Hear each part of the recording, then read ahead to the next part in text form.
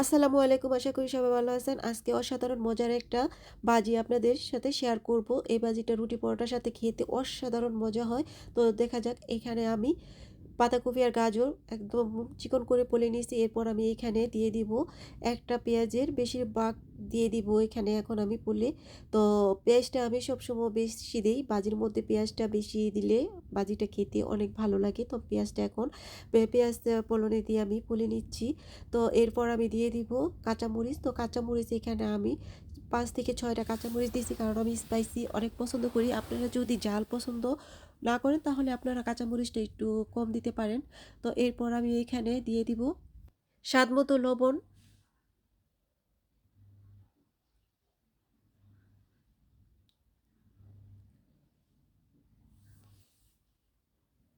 এরপর দিয়ে দিব আমি সামান্য একটু হলুদের গুঁড়া।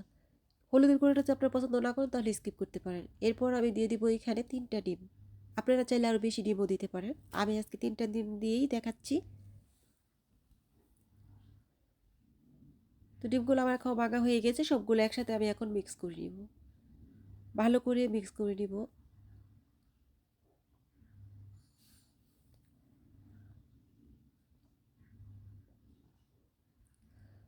তো সবজিগুলো মিক্স করা হয়ে গেছে, চাইলে আপনারা এটার সাথে টমেটো দিতে পারেন, কিন্তু অন্য কোনো সবজি দিলে এত মানে মজা লাগে না খেতে। আমি এই 2টা সবজি দিয়ে সবসময় ভাজিটা করে থাকি, আমার ফ্যামিলিতে সবাই অনেক অনেক পছন্দ করে।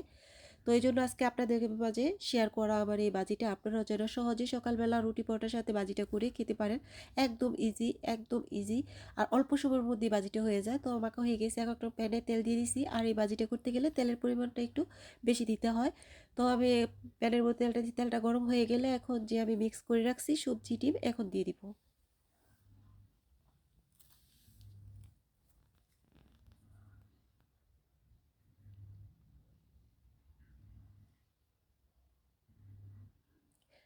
দিয়ে ভালো করে আমি একটু ছড়িয়ে দিব তেলের মধ্যে, সব দিয়ে একটু একটু পাতলা করে। আর মিডিয়াম আছে বাজিটা করার চেষ্টা করবেন। আমি আঁচটা একটু মিডিয়াম রাখছি, মিডিয়াম টু হাই।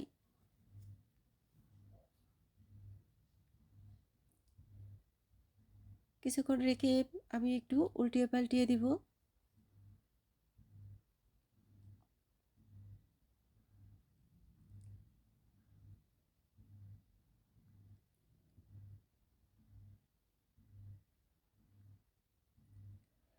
এর মধ্যে আর কিছুই ইউজ করতে হবে না, আপনাদের কিছুই দিবেন না, তাহলে কিন্তু খেতে একদম ভালো লাগবে না। যা যা দেওয়ার আমি একবারে একসাথে মেখে নিছি, আপনারা দেখতেই পারছেন। তো এখন আমি কিছুক্ষণ পর পর এভাবে নেড়ে চেড়ে বাজিটা আমি করে নিব। এতে দেখুন ফাইনালি আমার বাজিটা হয়ে গেছে। এখন আমি বাজিটা আরেকটু ভালো করে একটু নেড়ে চেড়ে তারপর আমি নামিয়ে নিব।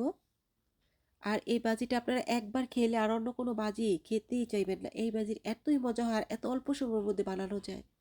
আর পরোটা দিয়ে আজকে তো আমরা নাস্তা করবো, আমাদের প্রতিদিনের নাস্তাই হচ্ছে পরোটা আর এরকম একটা ভাজি। আমার ছেলে তো অসাধারণ মজা। তো আমার রেসিপিটা আজকে কেমন হয়েছে, যদি ভালো লাগে লাইক কমেন্ট